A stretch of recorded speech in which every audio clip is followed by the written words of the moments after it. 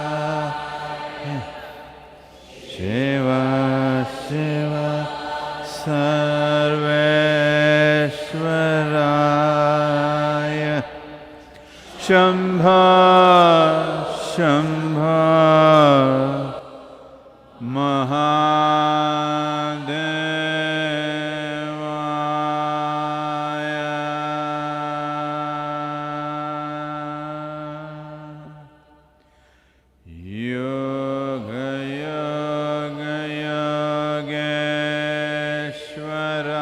Yogeshwaraya Bhuta Bhuta Bhuteshwaraya Kala Kala Kaleshwaraya Shiva Shiva Sarveshwaraya Shambho Shambho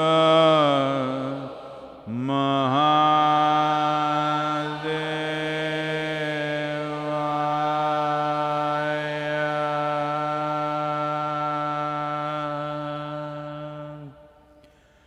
Yoga Yoga Yogeshwaraya Bhuta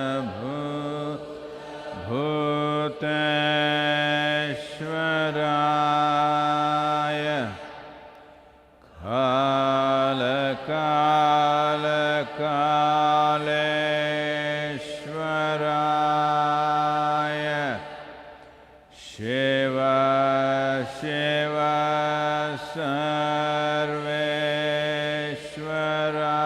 Sarveshwaraya Shambho Shambho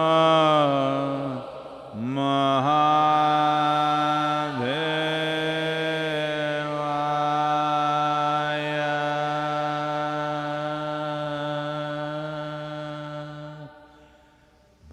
Yoga Yoga Yogeshwaraya Bhuta Bhuta Bhuteshwaraya Kala Kala Kaleshwaraya Shiva Shiva Sarveshwaraya Shambho Shambho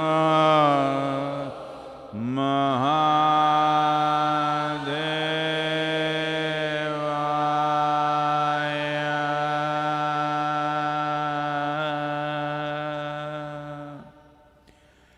Yoga Yoga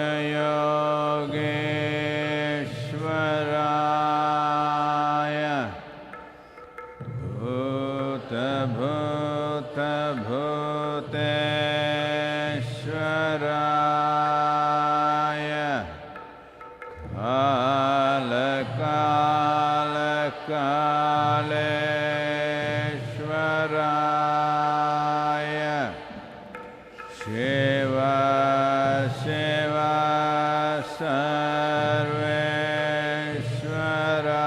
Sarveshwaraya Shambho Shambho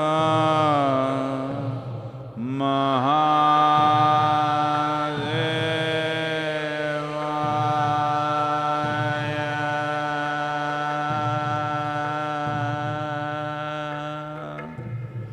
Yoga Yoga Yogeshwaraya Bhuta Bhuta Bhuteshwaraya Kala Kala Kaleshwaraya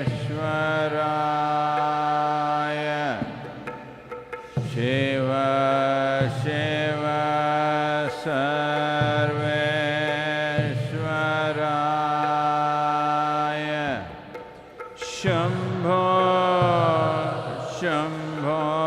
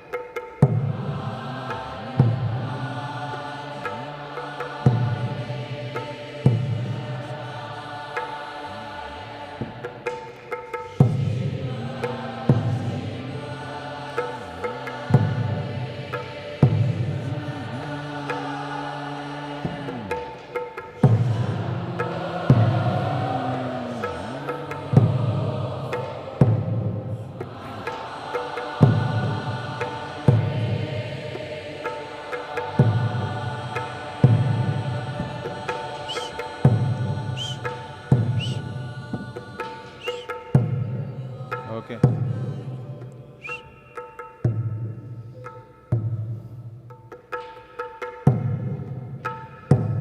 Just sit still.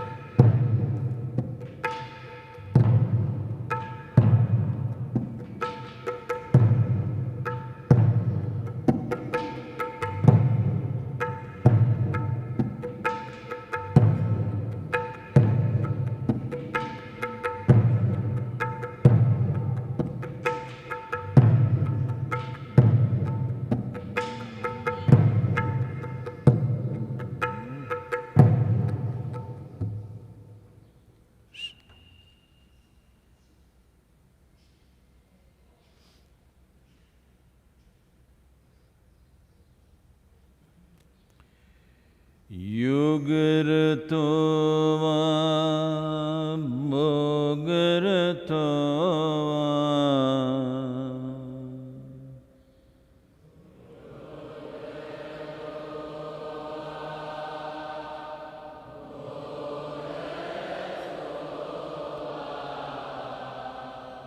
Sangarato va sangavihina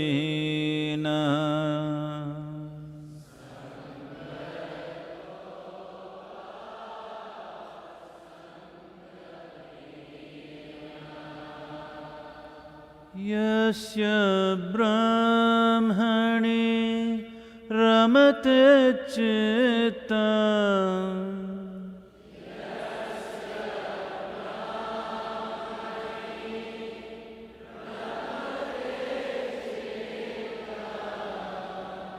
Yasya brahmani ramate chitta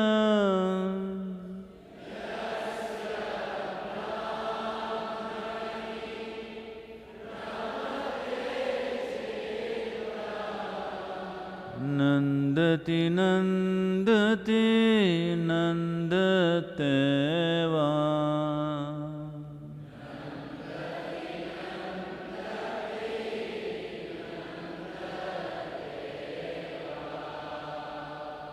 Nandati nandati nandateva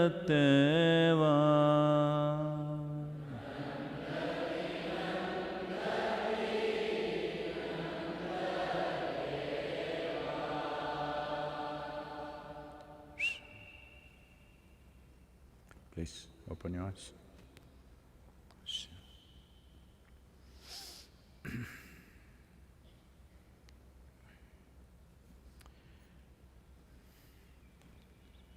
Namaskaram to all of you, wherever you are. Well, I heard that some of our volunteers and meditators and those who are attending the satsang from China are a little upset because yesterday I said Wuhan virus. I want you to understand that in Indian languages, even for a person, commonly we say the name of the place where they've come from and then their name. For example, my own father's name, generally written as B.V. Vasudev. B stands for Bengaluru, which is a place. And people are named like this, Padmaja, Somaja, Shailaja, always referring to the place where they have come from. So I don't see what is the insult. I really didn't see. Even now I'm unable to see. And international media, I was listening yesterday and they were all using the term. I didn't see anything wrong, but anyway, if it hurts you, we'll call it just the virus, okay? No issues about it. I don't know what political and other kinds of issues are hidden behind it, but it is normal for us to refer to something from where it comes from. So, I think it's quite normal everywhere, particularly in Indian languages, to do that. Anyway, well, the world has crossed, unfortunately, over 30,000 fatalities in the world. And the numbers are building up. Many countries moving towards 1,000 fatalities a day. In spite of lockdowns, emergency hospitals being set up everywhere, in spite of that, it is happening. United States is also moving towards pretty aggressively spreading over 100,000 people infected. Deaths are also beginning to happen. India is still doing okay, but I think the effectiveness of it is because of district-wise blockade that the administration is doing. Fortunately, largely people also cooperating, but there's one problem, that from major cities, the workers who had come from villages, rural India, to work in cities, they have become desperate to go back to their homes because it's largely male population which comes like this. They usually have a small piece of land at home or in the village. When they're out for 6 to 8 months working in a city, women tend to the land and they go and come. But now when they know there is no work and there is a risk to life and they don't know what's happening to their families, so an exodus of labor from cities to villages is happening. Government is doing everything possible to set up hostels for them, food arrangements, but they don't want anything, they just want to go back home, which is unfortunately… It's understandable how they feel about it, but unfortunately they could take the virus in the city, to rural India, where right now rural India doesn't have much or almost nil presence of virus in rural India, but this migrant labor could take it. In southern India, except Kerala, is largely in control. It's not rising, the blockade or the lockdown has been effective. But the challenge is the coming 1 week to 10 days, we must see what happens in India. It all depends what we do, every one of us. Because there is a problem in human mind, as days pass by, nothing happened, they will become complacent. Nothing happened means what? You want people around you to fall dead? Is that something happening? Nothing happened means everybody is well. It is not a time to become complacent. It is not a time to relax the basic mode of behavior that we have set for everybody. Please, let's hold this. And from all scientific predictions, calculations, it could be a reasonably long haul. But those of you who are at least believing that you are on a spiritual path, this is a good time, because in today's world where there is such an onslaught of sounds and colors and visuals upon our senses. In the sense, if you were here 100 years ago, well, you saw greenery around you, brown earth, blue sky. If you had to see anything more dramatic, you had to wait for the sunset or get up early and wait for the sunrise. Rest of the day, this is all it was. Now it's not like that. If you turn on your television, colors are going on all the time, or if you just open your phone, whole cosmos is happening there, or just about anything that you want to see is there. So the amount of visual input and the audio input is so heavy today that turning inward looks like a very remote thing for most people. This is a good time to check yourself out and also use this opportunity. In yoga, there is a dimension in the Ashtanga Yoga. Well, Ashtanga Yoga, as some people think, is not a brand. Ashtanga means eight-limbed yoga. There are 8 limbs to yoga. One of the limbs is pratyahara. Pratyahara means taking your sensory engagement from the outside world and put it inside. In today's world, people cannot even comprehend what that is. Well, many of you who've been through periods of sadhana have experienced this. Well, even before things happened with me, when I went away into forests just to enjoy the forest and just to walk, for weeks on end when I just walked by myself in the jungles, I just realized that just not seeing human faces for a few weeks does something to you which is incredible. There were wild animals, but there were no human faces for weeks on end. Well, I noticed something very, very different in my system, a kind of energy and exuberance which was kind of, making me walk a few inches above the ground kind of feeling. Though mostly these weeks I was largely starved.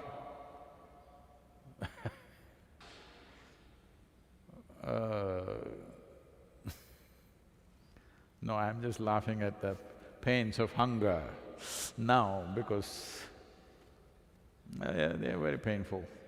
But still, I was energized in such a way that I would be walking almost few inches above the ground, that kind of feeling. And I realized it is… when I look at trees, animals, the engagement was one kind, it's just looking at it, appreciating it, or simply looking at it for what it is. But when you look at human faces, knowingly, unknowingly, there is a certain amount of transaction happening. Like, dislike, approval, disapproval, so many things are happening, you don't even have to participate in it. If you just look at someone, it just happens. So it is from then that I started kind of closing my eyes more and more, because if I just close my eyes for hours on end in a day, consciously closing your eyes, not sleeping, you will see there is a new dimension of energy available to you. This is what pratyahara means, that you took away the sensory engagement with the world and turned it inward. This is a good time, if you're willing, wherever you are, to experiment with this, that if not the whole day, let's say 6 hours a day or 12 hours a day or whatever is possible for you. You can even start with 1 hour or 2 hours, just keeping your eyes closed, not looking at anything. Initially, your mind may go all over the place, it's okay, don't try to control it, let it go wherever it wants. I want you to understand it doesn't go anywhere, it's just replaying old stuff.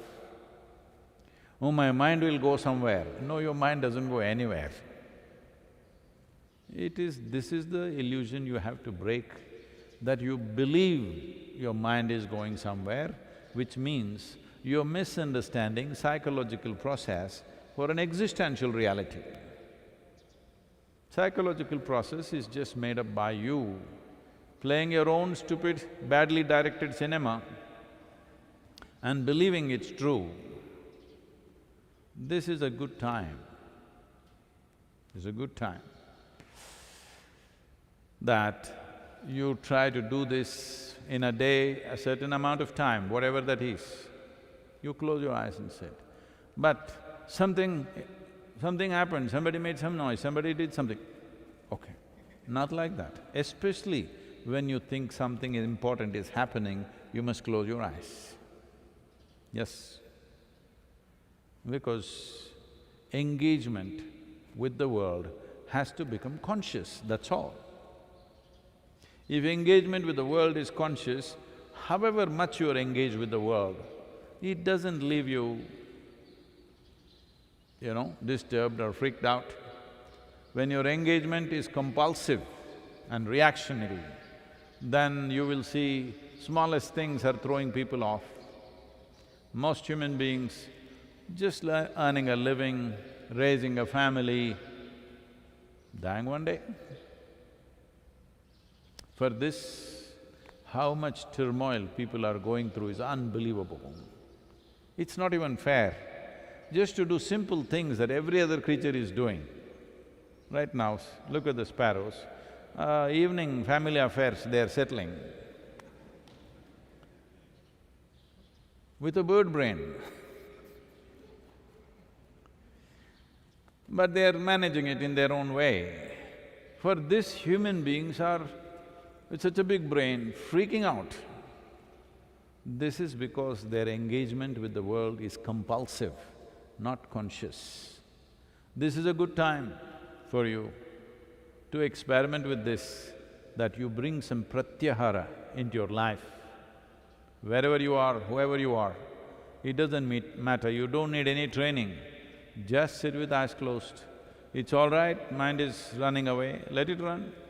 Don't try to stop it, because there are no brakes on it. All the three pedals are throttle, whichever way you touch it, it'll only run faster. So don't do anything, it will run. It will run because it has a certain karmic momentum. If you just leave it for some time without tending to it, it will slow down and it will stop. Do not worry about stopping the mind, not stopping the mind. All I am saying is, do not engage with the outside world for whatever number of hours that you can. Start with an hour, push it to 6 to 12 hours a day. You will see, you will have the necessary energy to hit the peaks. Right now, the biggest problem why human beings are not able to become blissful and exuberant within themselves is lack of energy. If they're joyful for 3 minutes, then they will sink like that. Actually, there are sayings like this in the society. Socially, people believe that if you become very exuberantly joyful today, tomorrow you will be miserable. It is generally said in the society. Don't be so happy because tomorrow you will become miserable. Because their batteries are like that today if they are very exuberant, tomorrow it'll become depressed. So, pratyahara is a key element to create that kind of an energy system which can take any experience of life in its stride and doesn't put you down. Good time to turn to pratyahara.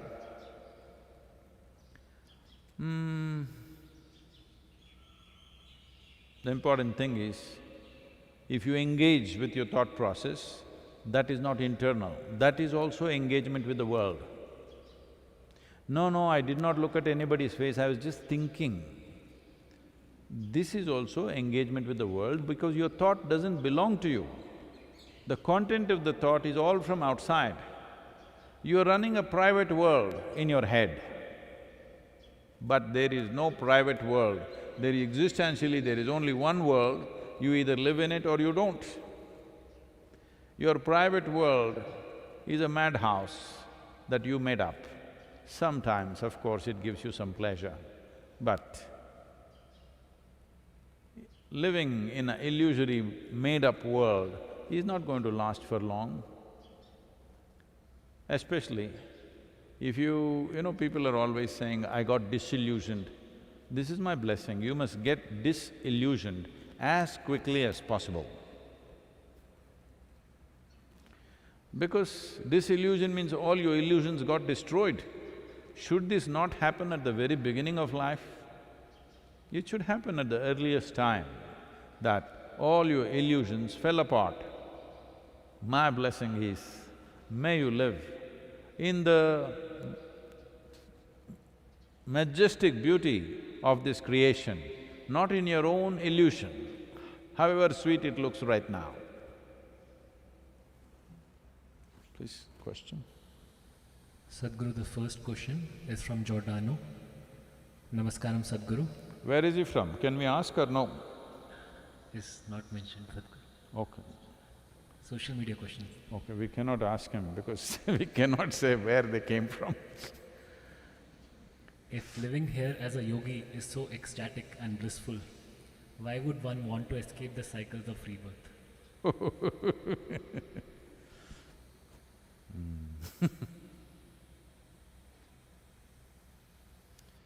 You must take away the word escape. Well, I'm asking all of you, I'm sure every one of you have been to school. Well, for some of you, school might not have been a pleasant experience, but for many, school was a good experience, especially those of you who didn't care to learn much or come first and things like that. You just enjoyed the company of your friends and play and fun and whatever. School was a good experience. So when you finished your schooling, did you escape from the school or did you pass out of the school? We don't know. Maybe Giordano escaped from his school. That means he didn't pass. Generally, most people pass and they go to the next stage of life. When you're in school, however good the school is, would you want to go to the college? Definitely. This is the nature of the human being. However good this is, you want to go to the next phase of life. Something is good, so I will do the same thing forever. That's a foolish way of looking at life. That is not coming because life is so fantastic for you, that is coming out of the fear of stepping into the unknown, totally unknown, absolutely unknown. This happened. At one point, bad times came and Shankaran Pillai became a construction worker, carrying bricks up many floors. Then his co-worker, another person who was also labor there, noticed Shankaran Pillai is carrying more bricks than what is asked by the foreman, more. Everybody is carrying 8 bricks, Shankaran Pillai is carrying 12 bricks. So, 8 bricks itself is quite heavy and you're going up many floors. When they go there, they just throw it down and come. The pleasure is coming down empty-handed. So, at lunchtime, this other laborer asked Shankaran Pillai, why are you carrying 12 bricks? What is needed is only 8.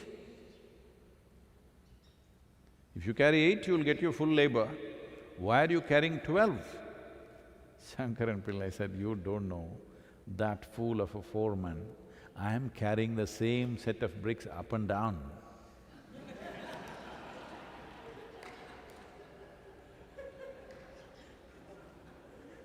Brilliant. So, there are many people like this, they're carrying on with the same stuff up and down, punarapi jananam, punarapi maranam, going on and on. This is happening simply because life is compassionate, creation is compassionate. It sets screens for your memory. If these screens are broken, you will be so miserable right now. If you realize you've been doing the same stupid stuff 100 times over and still you're doing the same thing with the same misunderstandings, you will want to kick yourself. So, one who has broken these screens and not become miserable because of that, this is why opening up one's memory beyond the present realm of experience first needs a very strong psychological foundation, not spiritual, psychological foundation. Because if you don't have a very stable psychological foundation, if the screens of memory break, people will have a shattered mind. When people are struggling with one lifetime of experience, not even lived fully, by the time they're 30, they're struggling with their emotions, their thoughts, their memories and they're miserable. Suppose you open up 3 lifetimes of memory, you believe these people can handle it? They'll go totally off.